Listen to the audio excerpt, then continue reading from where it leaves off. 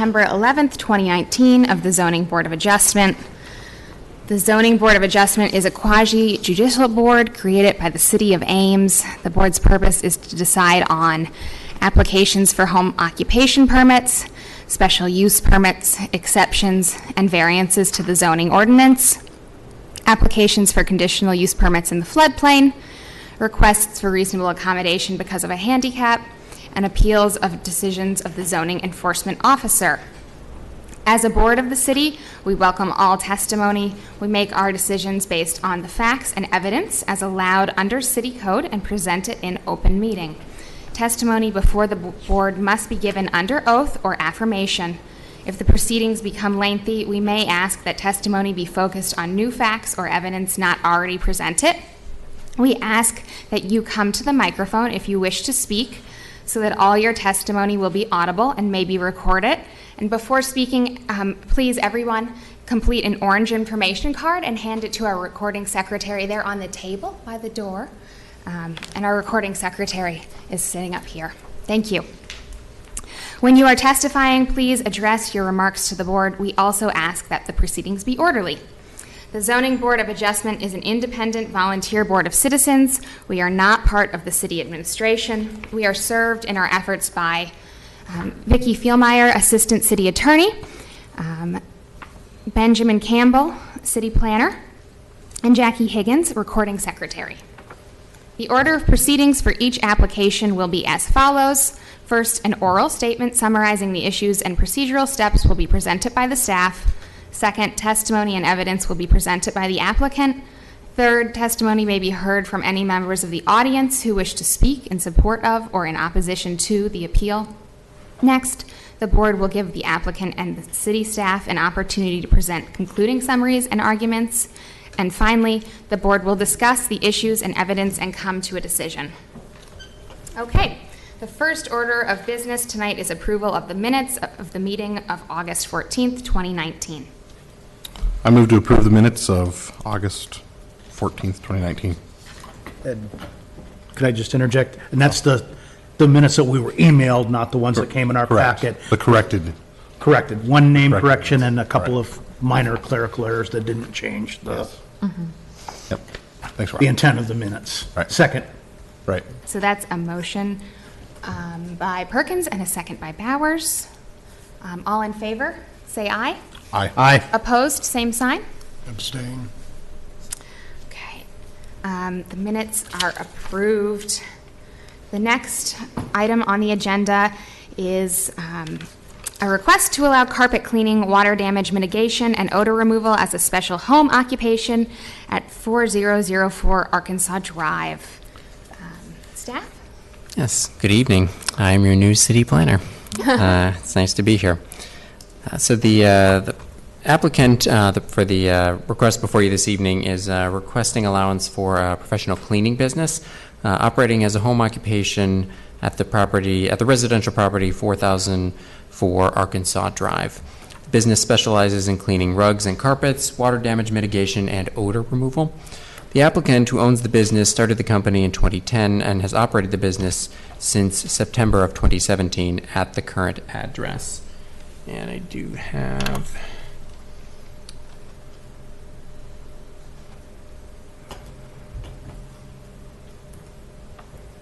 for convenience there, we can there's an aerial of the property. The city did receive a complaint concerning the business for parking and visitors to the property, and the applicant applied for the special home occupation after being contacted by staff.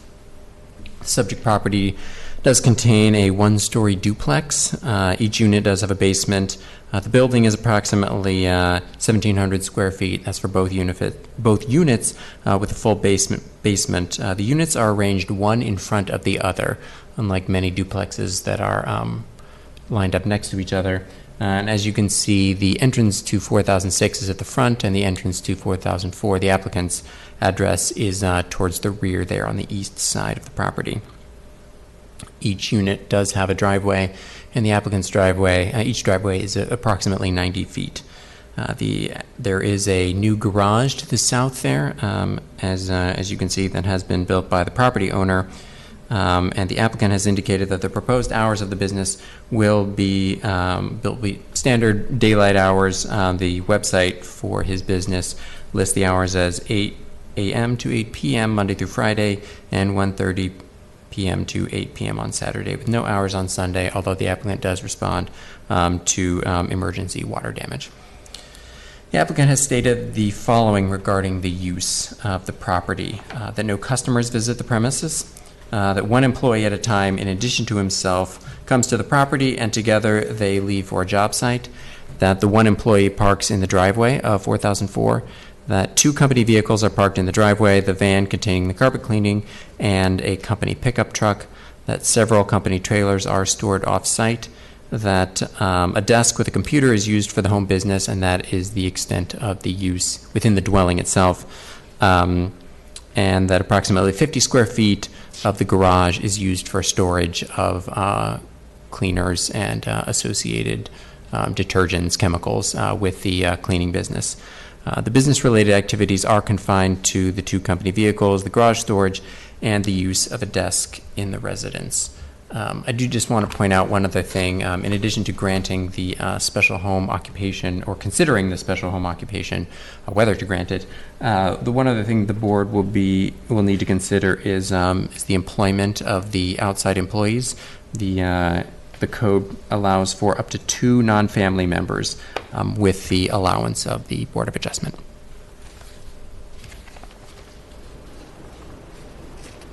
I can take any questions if you have them. Board, any questions for staff? Not at this time. Okay. So now it is time for the applicant to speak to their request. One other thing, sorry, we did send out notices to all properties within 200 feet of the subject property, and we did receive several responses that were provided to you. No other responses that we received at this time. Okay, thank you. Yep, up there. And I'll swear you in first, so if you could state your name and your address. Yasser Obeid, 4004 Arkansas Drive, Ames, Iowa 50014. And do you swear to tell the truth? There's I do. Thank you. Thank you. You can provide any information to the board, and then we'll have questions. Oh, I see. I thought I was being questioned. So the application, just as Ben stated, pretty much the only thing that I would mention about this picture, the trailers have been moved to an off-site storage. The boat, finally, luckily, we sold it. So right now, that 90 feet stretch of driveway is used to house 2 work vehicles and a brand new vehicle that I bought, a blue vehicle, Mercedes, that also has some advertisement for my company as well, and a moped. Other than that, everything is kept within the confinements of the garage on the house itself, and no customers come to the unit or the house for carpet cleaning. I may on occasion help a friend out. For example, just a few days ago, one of our neighbors, actually within the 200 square feet or 200 feet of my house, 4003 Phoenix, Salim Beg and his wife, 70 years old, I believe, they spilled something in their car. They asked me if I can help them out. It's a black Lexus. So they brought it over, and I helped them carpet clean a small area section of something they spilled. About 2 or 3 times a year, I carpet clean my own apartment, our duplex. Other than that, there is really not much operation coming outside of that. Yep. Thank you. Thank you. Any questions for the applicant? Not this time. Okay, I have a couple. Yes, go ahead, please. I just wanted to acknowledge that you've also received the correspondence that we received from staff. Yes. So from Sandy Whipple and from Nicole Greiner and from Brian Packard and Ann Packard. You've received all Yes. of those. Okay. Yes, today. Great, thank you. Yeah. And then I just wanted to also make sure that you've clearly gone through this process and staff has gone through all the standards of approval for a home business operating with you. Okay, Definitely. great. Thank you so much. Yep. I have, if I may. Go ahead. Absolutely. Yeah. How many employees do you currently have? So myself Yeah. and one more W2 employee that I have. So And two. that one is not a family member. Nope, one is not a family member. Okay, during transition, when all the apartments empty in this town and before they fill up, do you add staff for that? Yes, we do.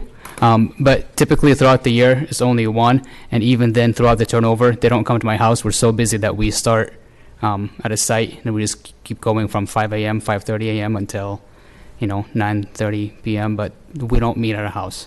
So you only add one additional staff during that period? Yes, that would show up to my house, Okay. yes. Mhm. With the exception if someone were to come in to pick up a check or something, but that would be it. Pardon? If someone were to pick up a check, so not for work, but if someone wanted to get paid, I'd hand them a check or something, but that would be the extent of more than an employee coming in at once. So the total number potential of non-family members employed is 2 that you're requesting? As of right now, it's just one. Okay. But Even with high turnover times when you added additional? with higher turnover times, it can be up to 3 or 4 or 5. But those folks don't come on site? Nope, they to would pick not. up? Not more than one at a time. That would be helping me because there's only 2 seats to the work vehicle anyway. So Okay. Any other questions for the applicant? Okay, thank you. thank you. All right. Now it's time for any members of the public wishing to speak to address the board. Is anyone from the public wishing to speak? I have pictures. Okay, could you come up to the microphone and I'll swear you in? And did you give the recording secretary an orange card too? Yes, I did. Okay. So first, we'll name and address, please. My name is Sandy Whipple, and I live at 4006 Arkansas Drive. Like your names? Okay. And do you swear to tell the truth? Yes. Thank you. Do I just pass the pictures to you guys, or? I can show them up here on the document, Okay. Ken. That might be Okay, the great. easiest. I apologize. I tried to limit the amount of pictures as best as I could, but there is a lot. Okay.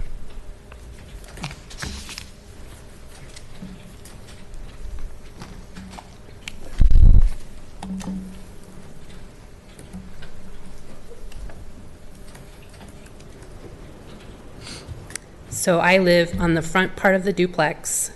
This is my yard.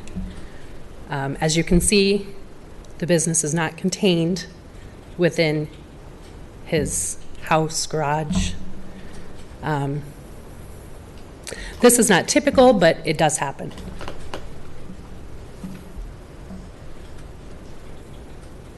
Did you want to go to the next picture? Yes, please, sorry.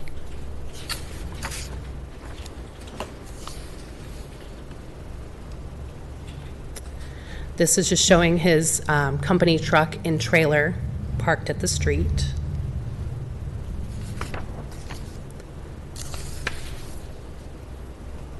And again, the trailer parked at the street.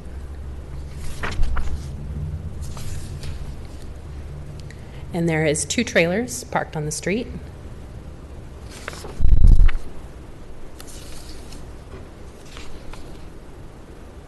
And this is the van. It looked like he was maybe loading or unloading, parked in the street, blocking the neighbor's driveway.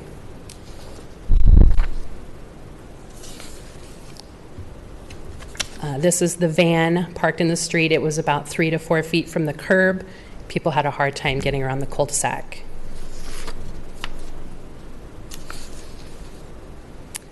Here's again the truck and the van parked in the street.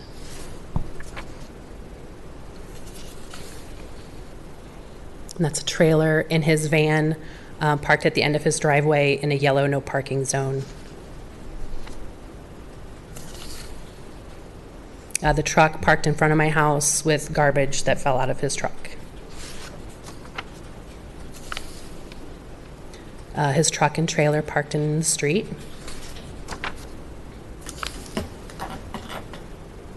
Again, that's the third company vehicle that he has parked at the end of his driveway.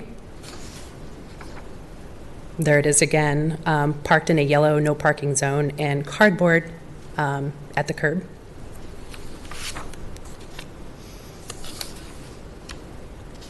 And again, parked illegally in the yellow zone with cardboard at the curb. And truck and trailer parked in the street. And this just shows the excessive garbage and cardboard at the curb. And again, his third company car in the street.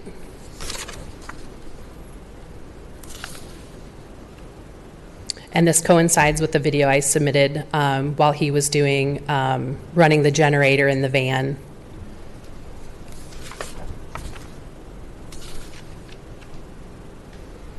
And this is one of two pictures just showing his two company vehicles and personal vehicle parked in the street, taking up 3 spots in the street.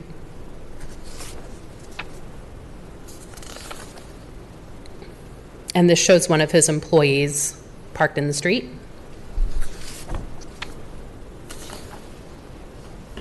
And this is just showing the van parked in the street.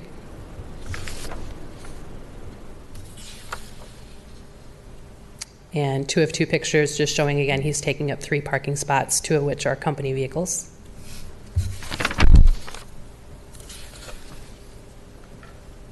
It just shows the additional 2 vehicles in the street.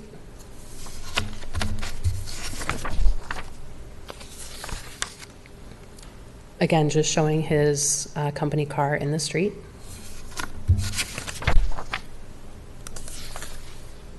This is another one of his employees standing in my yard at 7:04 in the morning.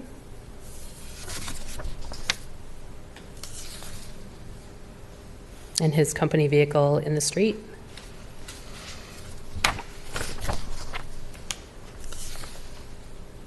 And truck and trailer parked in the street.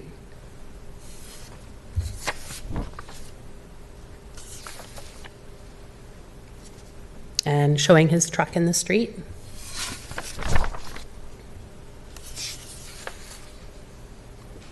And again, it's one of 2 pictures showing 3 vehicles, 2 of which are company vehicles parked in the street. And that is another employee getting in his car that was parked in the street.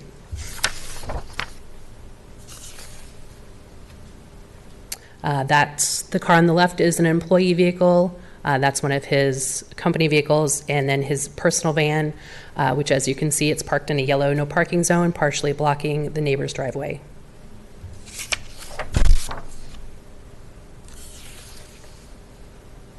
And that's his personal vehicle and a company vehicle parked in the street.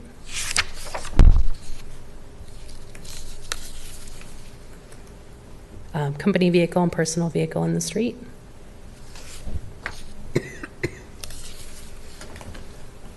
His truck, company truck, parked about 4 houses up the street.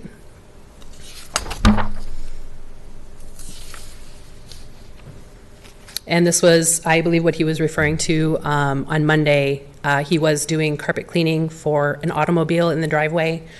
This shows the customer illegally parked in the street. He was retrieving something from the vehicle.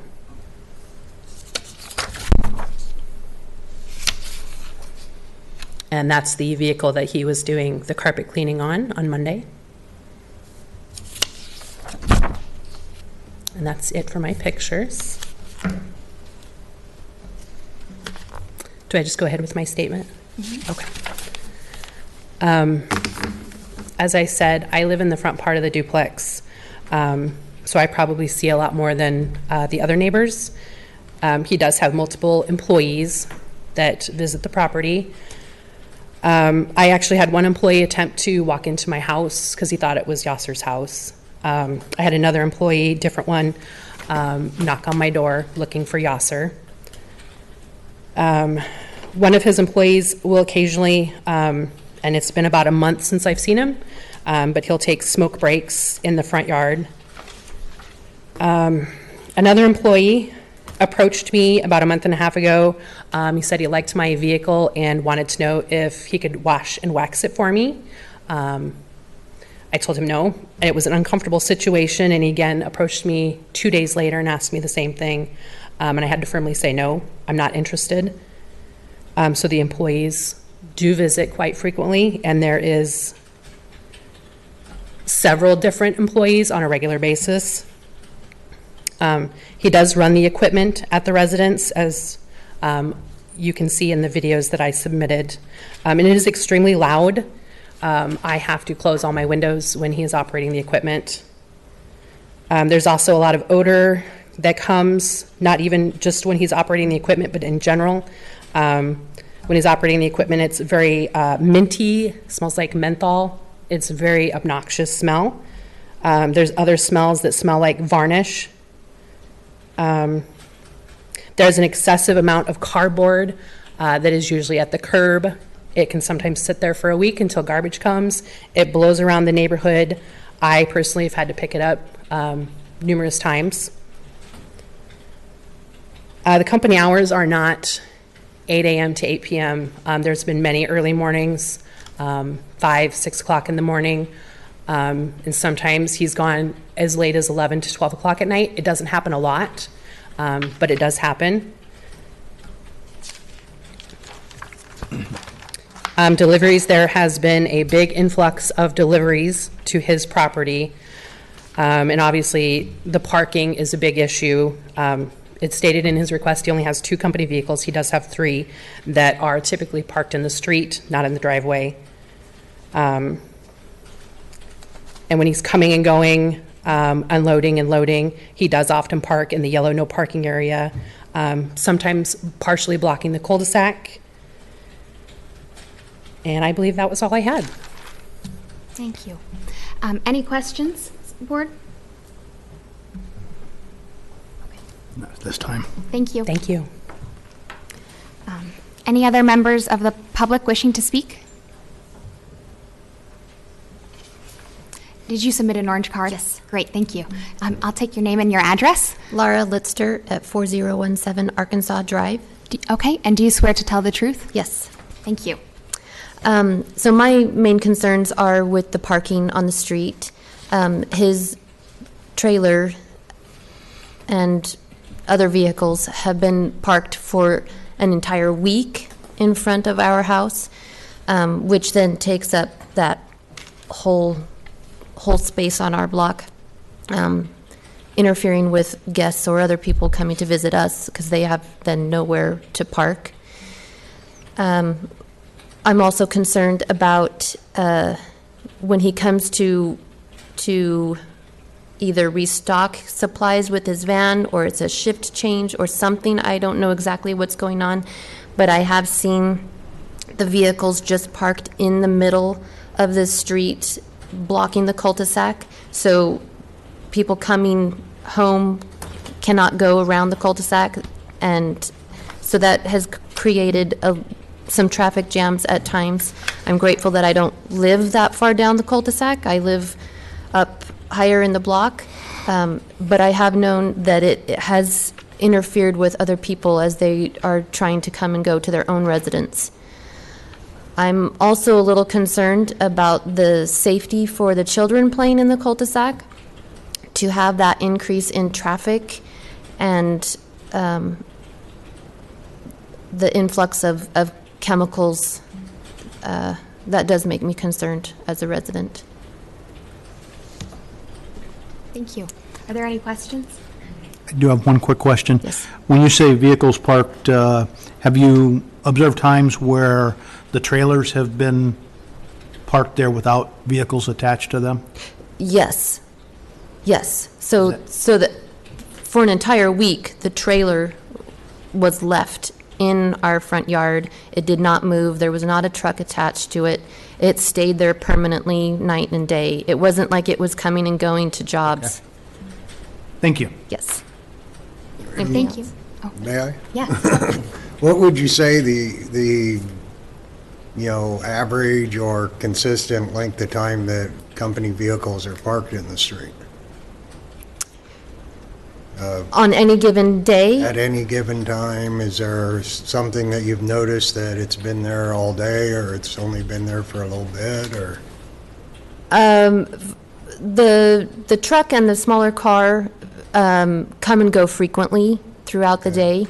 And he said that now the trailer apparently has been moved to a different location.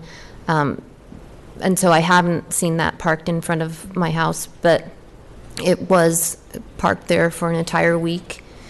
During the day, like I said, with shift changes or whatever it is that's happening with cars coming and going, it does create congestion that lasts about 20 minutes to half an hour. Okay. I don't know if that answered your question. But his vehicles do stay on the street. When they're parked on the street, they stay on the street, sometimes overnight. They're not parked in his own driveway. And employee vehicles are there all day?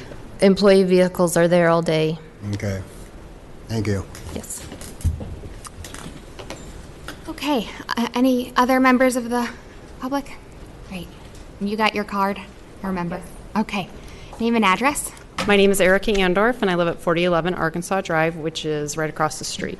Okay, and do you swear to tell the truth? I do. Thank you.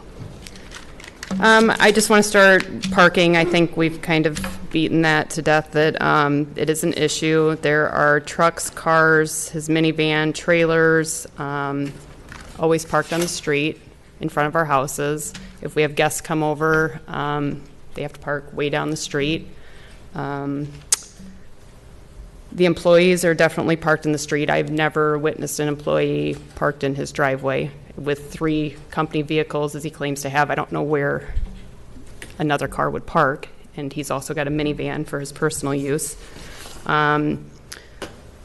Constantly, the vehicles are parked in the yellow part of the road, so it makes backing in and out of houses difficult, and getting in and out. And we do have a lot of little kids in the neighborhood, which makes it impossible to see around cars when you're backing up, so it's definitely a safety issue. I have witnessed the trailers and vans not moved for at least 48 hours. That's definitely an issue that they're just left. I'd like to point out that he did admit that he works at 5:30 in the morning, which is before 8 a.m. like he's claiming. The employees, my biggest concern with that is there's a lot of random people. We have at least 6 single moms that live on that street, and me being one of them, it's concerning when you walk outside and you see his employees just staring at you. Are they casing my house? Are they casing me? I mean, we live in a society where, as women, we have to take extra precautions, and I don't think that's fair. I have to do that right outside my door. I believe Sandy had a picture of the one who was just standing in her yard, and that's the one that was staring at me. And I texted her that morning. I was like, somebody's standing in your yard. You might want to call the police. It's just very uncomfortable.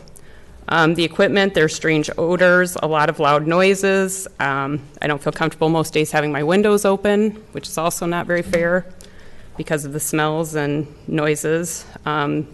There's garbage all over. The debris, if the wind blows, it's in the streets, it's in our yards. Definitely early mornings and late evenings, and over the last couple of years, the deliveries have gotten worse, where you have a big UPS truck or FedEx truck sitting in the middle of the cul-de-sac now, because they don't abide by parking rules, which I don't blame them, they're in and out. But if they're parked in the street, you can't get around the cul-de-sac. That cul-de-sac is not wide enough for 2 cars to be there. That's all I have. Thank you. Thank you. Any questions? Okay, thanks. Thank you.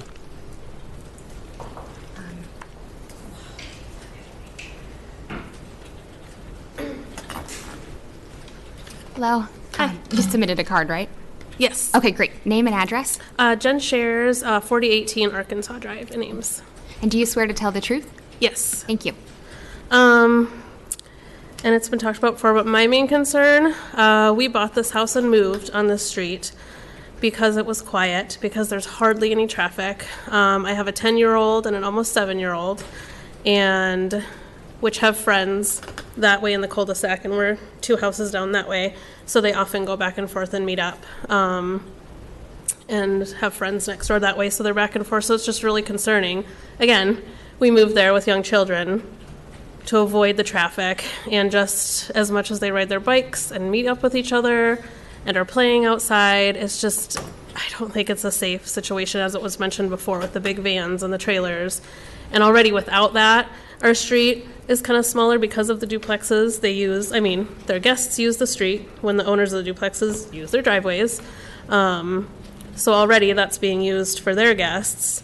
So adding the more traffic to that and,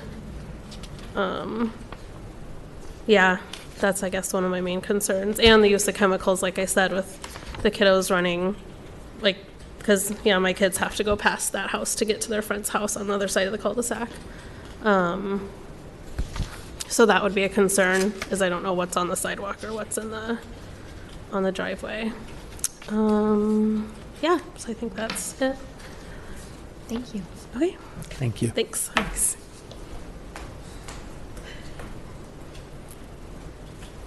Anyone else wishing to speak?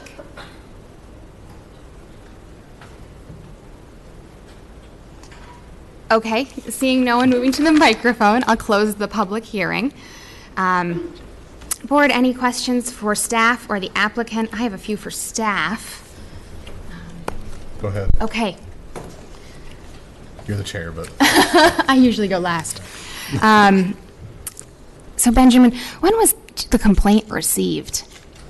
It was, I did not take it. Okay. But it was earlier this year. I talked to my colleagues about it. I want to say May, perhaps? Okay. Could you pull April, that May, something. microphone a little closer to you? Yeah, April or May or so. Mhm. Thank you. And I just want to clarify, employees may park on the street, correct? That's not a standard, that's not prohibited? Correct. There is a parking criteria section of the home occupation pertaining to delivery vehicles and how long they can linger, requiring an additional on-site parking space if they're going to be above the normal number of clients visiting the site, and stating that no more than 4 client vehicles during any given hour shall be allowed on the site. But those, yeah, that's specifically for client vehicles. It does not Client. specifically point out employee vehicles. Okay, Because the intent also is that no more than 2 employees are okay. there. And then with the employees coming to the site, does that factor into the limit of 10 trips per day? I talked about this with Kelly, with the director, and he determined that the 10 vehicle trips, yes, would include Employees. Employees, yes. Okay, great. I understand that this is kind of a unique situation for us as a board, because typically we get these types of requests before the operation commences. And so I also understand that it's hard to know the standards and comply with them if you don't have a permit and you're not aware of what the requirements are. But I also understand there are some issues. And so I wondered if there are ongoing issues, if the board were to grant the permit, what the violations process would be. Yeah, I mean, it would likely be, on a complaint-driven basis. We couldn't be out there all the time monitoring it for sure. If the home occupation is found to be in violation of the permit that is granted, the city could revoke it. Okay. And that's true of any home occupation in the Okay. city. And then one more question. Yeah. The personal use of equipment versus the home occupation use of the equipment, is there a distinction to be made there if the applicant were to clean their own home with their equipment versus, and as the applicant said, their friend's home, or would that count as the commercial activity and something that shouldn't be occurring on the site or outside in the driveway? Did Yeah. you discuss that with? The cleaning of the carpets within the dwelling, I don't know that we would consider that to be part of the home business. Yeah. I mean, you could hire somebody to come and do that at your own home, wherever it is, several times a year. We don't have a limit, to my knowledge, anywhere in the city code. Cleaning, on the site, even if it's for, a friend, might be considered. I mean, that is something that the board could consider as part of a condition. yeah, maybe such a thing would be more appropriate going to the neighbor's house instead of happening at that site. Okay, thank you. Does anyone else have questions for staff? Trying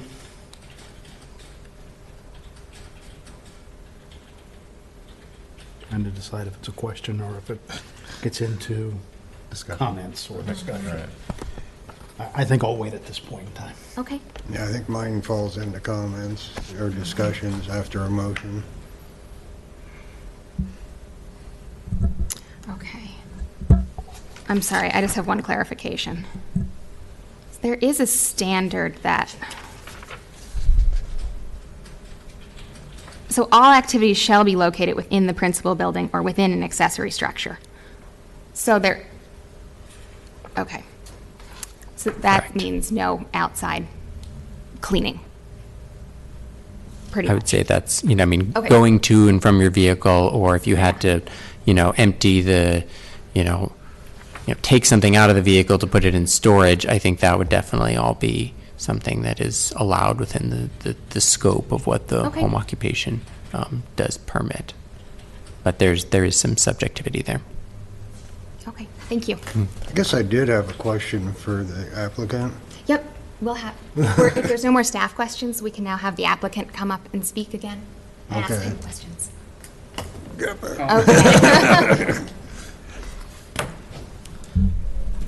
Now, I assume a considerable amount of wastewater is produced during a cleaning activity.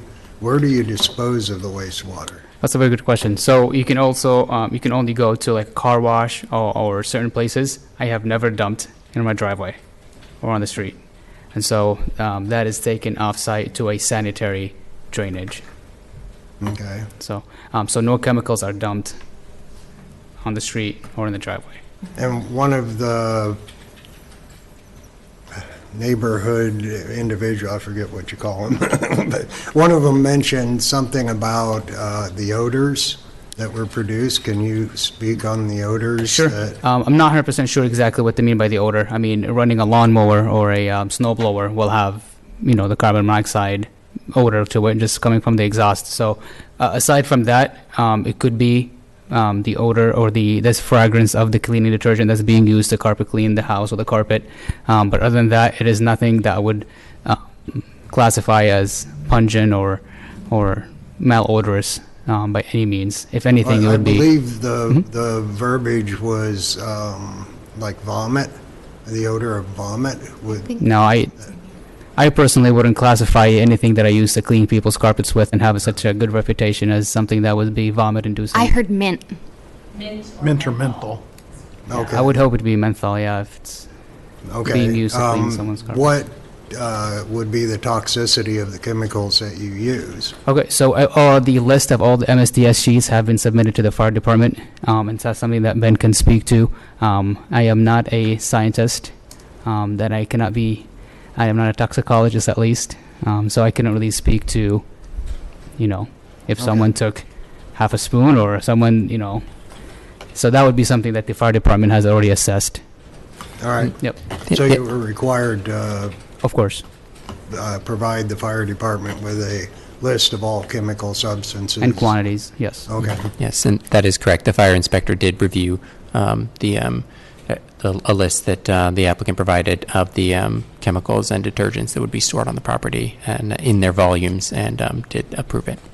Just for their knowledge if they respond to something, correct? Or do they have the authority to say, well, that chemical shouldn't be in the neighborhood? I mean, the fire inspector reviewed what the applicant submitted. If there were something that were a red flag, I believe the fire inspector would have said so. He was okay with what was submitted. Any other questions? And just to reiterate, the trailers have been moved to an off-site storage, and so they will not be, they may, between jobs, if we have a situation where they might come back in my driveway, not on the street, but they will not be parked on the street, unattached. I do have a couple of questions. Yes, sir. It appears to me that you started this process on or around May 1st. One of the signatures on your application is May 1st. by your landlord. Oh, okay. Is that inaccurate? So the landlords, they live out of town. They're from Omaha, or not Omaha. Yep, somewhere around Nebraska. I'm not sure exactly where. And their son, their oldest son, manages a property. And so I had one person sign it, and then I found out that I have to wait till the actual owners have to sign it. But you've been dealing with this process since at least May. Yes, yes. And since May, you have or have not had times where you've had the trailers unhooked from vehicles and parked out in front of the street? Nope, I did. You have? I've had, yes, and I've Even though you've been dealing with this process during that time? And have known... I've had them... Have you understood the rules during that time that you're supposed to be operating under? Not entirely as much as I do now.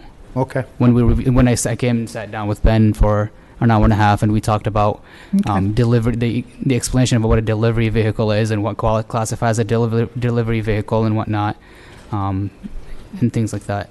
Okay. Yep. Thank you. Yep. Appreciate it. On a similar note, so the trailers have been moved. I understand there's a new garage that will offer new storage space. Is that correct for some of the things we saw maybe on lawns? Or what will that storage space in the garage be used for? Okay, so it's got a lot of personal items, mostly, and then it has, I'd say about 5% or 10% of it, whatever it may be, for things for the business. And I may eventually, at one point, if I need to, I might put a vehicle in there. But due to the frequency of the use of the vehicle, it's easier to have it outside than inside the garage. And what is your plan for making sure delivery vehicles aren't parked on the street for more than 4 hours at a time, or more than one for 4 hours at a time? Sure. So when we're talking about delivery vehicles, could you explain exactly what are we talking about delivery vehicles here? Like about my vehicles? One delivery vehicle associated. Do you know what the code defines as a delivery vehicle? Good question. The code doesn't have a specific definition for delivery vehicle. I mean, I would interpret that, based on the traffic section and the parking criteria section, the first subsection of the criteria section. Delivery and pickup of materials or commodities to the premises by commercial vehicles shall not interfere with the delivery of other services to the area. To me, that speaks to the UPS truck or some other kind of commercial delivery. Maybe it's not UPS, but it's a large truck of some kind that's delivering a piece of equipment to the property. Okay, so not necessarily the work vehicles, the van used that holds the equipment. That's not considered necessarily a delivery vehicle. I don't understand, and I spoke about this with Kelly, and I don't think that it means that. Okay. As the way that the home occupation section is written. Got it. Do you have a plan to keep all of your business vehicles that you keep the equipment in the driveway, or were you? For the time being, I would say it's going to be in the driveway. It is kind of subjective as to whether my newest addition, I bought a electric car, a Mercedes-Benz. It's obviously for me, but I wanted to put my advertisement on it. See, I don't consider that a work vehicle. I just consider it my vehicle, just like anybody else's vehicle that they use to commute to work. Yeah, I have advertisement on it because why not use advertisement when you can? Same thing with the F-150. Half the trucks in Ames are an F-150. Mine has my logo and my phone number, as opposed to another one that does not have one. And so I don't see how that should be treated differently, parked on the street, than any other F-150. That's a regular cab.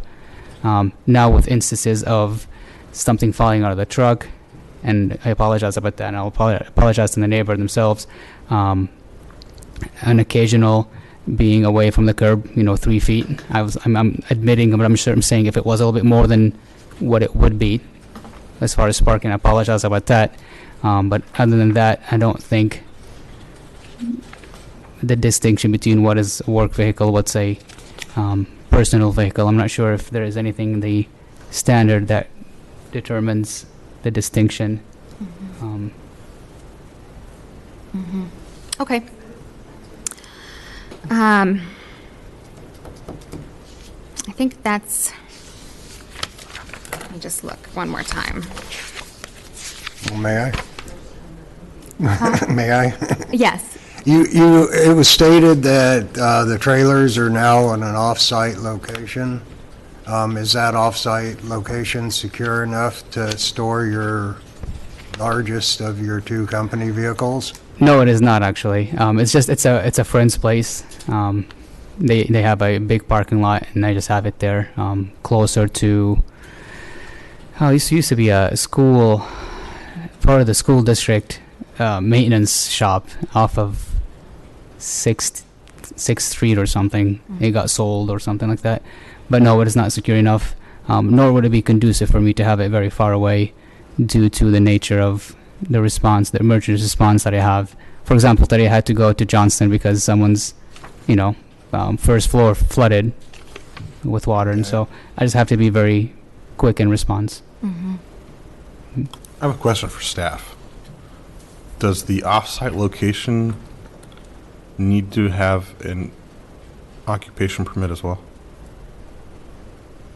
I mean, if it's, I'll confess we didn't discuss what, the arrangement there. I mean, it's likely that whatever, if it's at a storage facility of some sort, that storage facility as a business, for being a storage facility, would have a certificate of occupation for that business.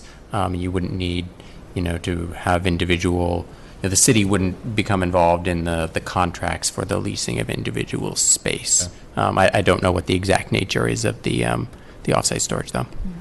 All right. is the trailer not permitted to be parked on the street or in the driveway? Is that the issue? Or is that permitted? I would say that a lot of what we've been discussing falls under the beginning of the criteria that the activity shall be conducted in a manner that will not alter the normal residential character of the premises. And that is subjective. You know, there's not anything specifically about a trailer and what it means to alter, the character of a residential neighborhood is up for you all to decide. So I visited with the Ames PD, and there are stipulations as to what can be parked on the street.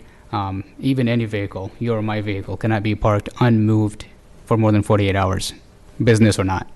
And that's the same thing goes for trailers. Unhitched trailers unattached to trucks cannot be there for more than a whole day. And so now that I've learned that, is the reason why I've moved them. And so yeah, so there are stipulations as to what can be parked for and how long. I got another one for staff. Does the code differentiate between full-time employees, non-related, and part-time or temporary? We just say, so the activity shall employ only members of the household residing in the dwelling unless approval for the employment of up to 2 non-family members is granted by the Zoning Board of Adjustment. That is all the guidance the code gives us. Okay, so it doesn't differentiate between full-time, part-time, and temporary? It does not, and I will confess that I have not had that conversation specifically about the level of employment for those employees. Okay. It's a very good question, but I don't have an answer. It's something that, staff could discuss, but we just have not. Okay. Would it be possible to only park the work vehicles in the driveway, the one that has the equipment in it, or one on the street for no more than 4 hours at a time, similar to the condition on delivery vehicles? I think that's reasonable, but I don't think I would treat my Mercedes as a work vehicle. I don't think it's fair. Okay. Which ones would you treat as work vehicles? I would say the carpet cleaning van is definitely, not everyone has a E250 because that's a very specific purpose vehicle. And so I understand how that could be stipulated as a work vehicle, but like I said, half town has F-150s. Do you use that to go to job sites? the Everywhere. I use it truck? for pretty much anything and everything. I reserve it for, last resort just because it's not a gas efficient vehicle. Okay. So when employees come to the site in the morning, what vehicle do you take to the job site with employees? The purpose specific vehicle, which is a carpet cleaning van, the E250. Okay. And not the truck with the trailer? No. Okay. And is the trailer only used for your business? Yes. Yes. Okay. Yes. Okay. And you said, I'm sorry, what's Go the ahead. police department's requirements for trailers that you found out? Hitched or unhitched. I believe if it's unhitched, it cannot be there for more than a day or definitely not more than 2 days. Okay. But Okay. Thank you. Mhm. Anything else? I'm looking right now, I'm having trouble finding anything. I was thinking there was a prohibition on construction or type vehicles parked in a residential. I don't know. Okay. I mean, you can condition things, right? Do we have home occupancy permits that you're aware of with an annual review required? Or is that something we only do with special use permits? I don't recall any. Okay. I'm only calling my 5 years here. Okay. Any other questions for the applicant? If none, or staff, we can move on to maybe a motion and discussion. Okay. Waiting to see if Rob had something he wanted to. Rob, do you have anything you want to add before we go into? No, I'm not finding what I'm looking for here, so. Okay.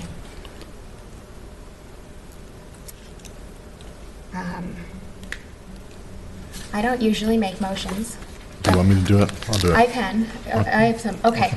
We got All right, this. all right. I move that we approve this request to allow carpet cleaning, water damage mitigation, and odor removal as a special home occupation at 4004 Arkansas Drive.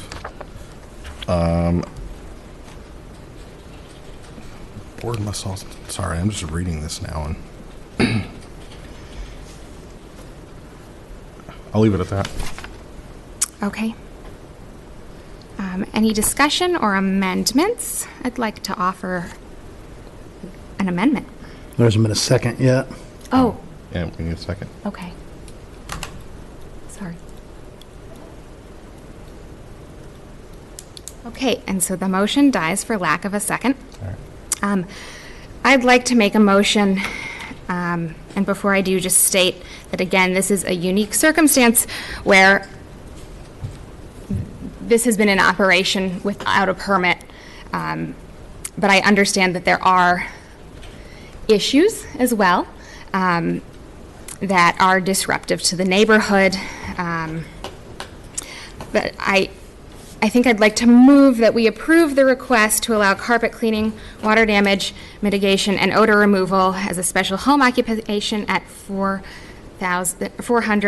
Arkansas Drive, with a limit of 2 employees, outside members of the household residing in the dwelling, and with conditions.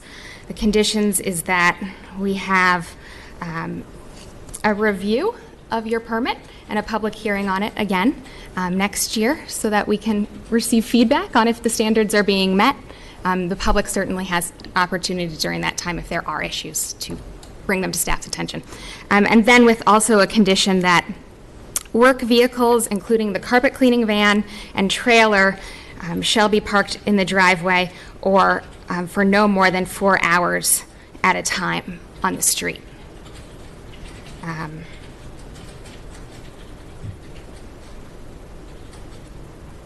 Chair, if I may, sorry, as a point of clarification, you said the company vehicles, does that means the van and the truck?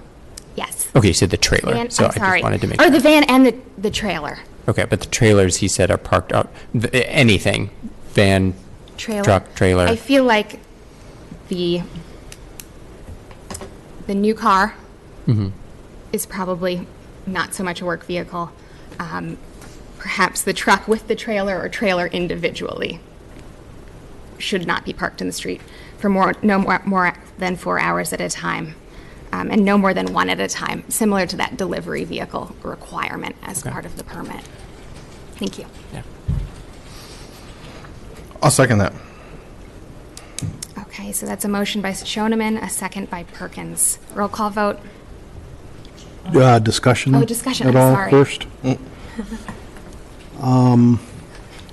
First off, I guess I'll start out by saying that I guess if you choose to put your company name on your vehicle, I think at that point you give up the ability to call it a personal vehicle.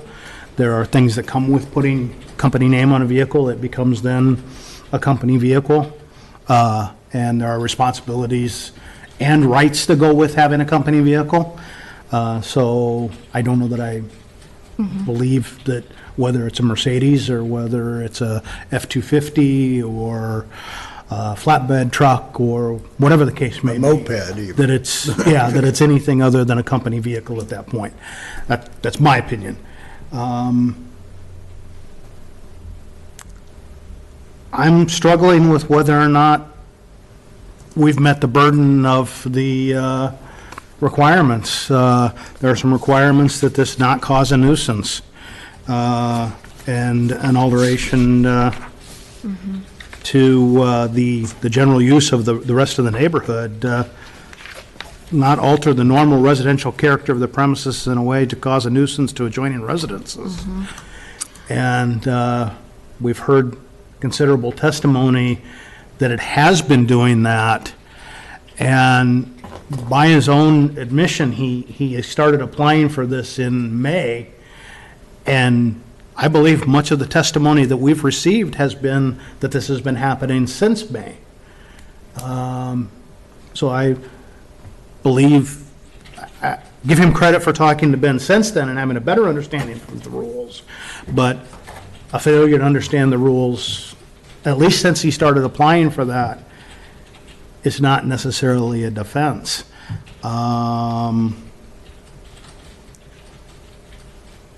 I don't believe we've met the burden. That's my opinion.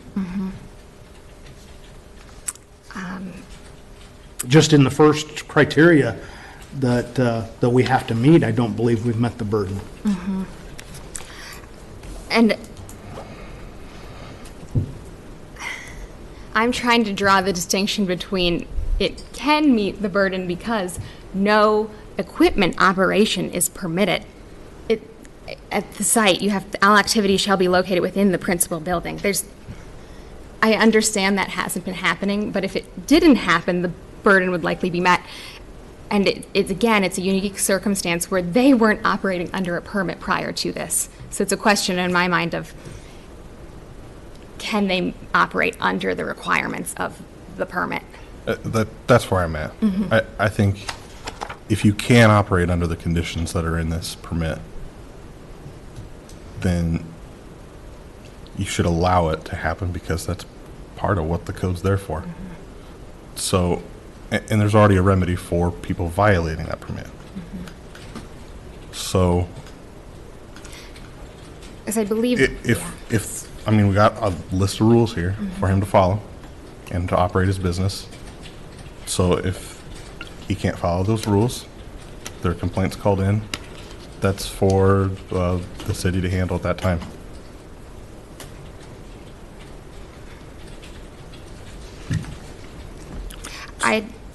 So whether it's been a nuisance in the past or whether it can be a nuisance, I don't know that we can judge whether it can be a nuisance because we've already now discussed what changes should be made for a permit to be granted. Prior behavior, though, partially indicates whether or not it. but we're to consider what's being proposed and the standards for the permit. And prior behavior isn't necessarily a standard or what the applicant is proposing that he is able to do at his site. But the code was written prior to commencing your job or your business. The code was meant to come in, get the permit, and then start performing. And that's where we're kind of at a disadvantage, because usually you come in before. So, I closed the public hearing. We could entertain a motion to reopen the public hearing if the board wished, for new facts or evidence. I'll make the motion. Okay, a second. There was a motion. Okay. I think, Hesitant to do that at this point. okay.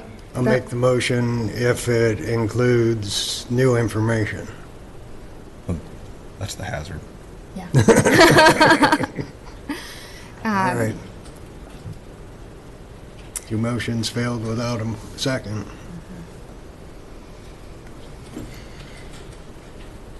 Okay. Is there any further discussion? I have one quick question, a procedural question regarding one of the conditions, the review in 1 year, and maybe this is for Vicky. Would that require notification? Notification. Pardon me? Would the review that is one of the conditions require notification that we normally do for a Board of Adjustment? Yeah, I think so, because if you take a look at the, where is it? The board can reconvene upon a complaint for failure to comply with the special home occupation permit. And it's pretty specific about after notice and hearing by the Zoning Board of Adjustment. So I think you'd want to notice everybody. Okay, so same procedure as we would normally do. Yeah, I think you'd want to do that. And of course, it could come up earlier if someone made a complaint about violations of this particular home occupation permit, if the board were to grant it. And then you'd go through notice and hearing provisions again. Thank you.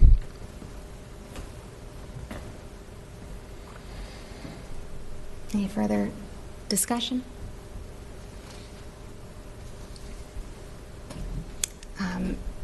So hearing none, again, it's a motion by Schoeneman, second by Perkins. Roll call vote.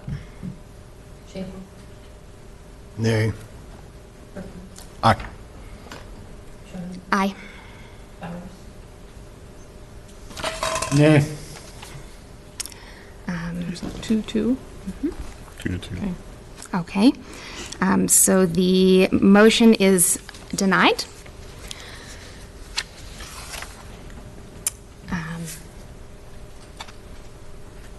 Is that it? I think that's it. Okay. Any person, well, So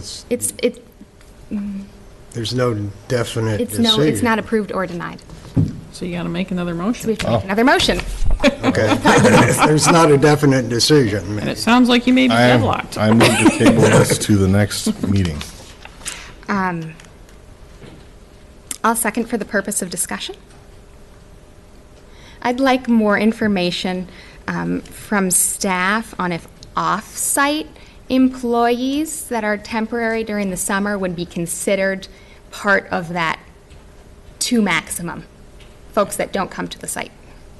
So clarification on what is meant by the 2 non-family members. Mm-hmm. Okay. Do that. And that's my question about whether the code differentiates. Okay. Yep. All right. So that's a motion by Perkins and a second by Schoeneman. And so roll call vote. Aye. Aye. Aye. Aye. So this item will be on the next Board of Adjustment agenda on, what's the date? The one that was canceled? Is it the one that's canceled? Okay, October 9th. And this motion is declared approved. Okay, and so the next item on the agenda is I move to adjourn. I'll Second. Can we have discussion? All in favor, say aye. Aye. All opposed, same sign.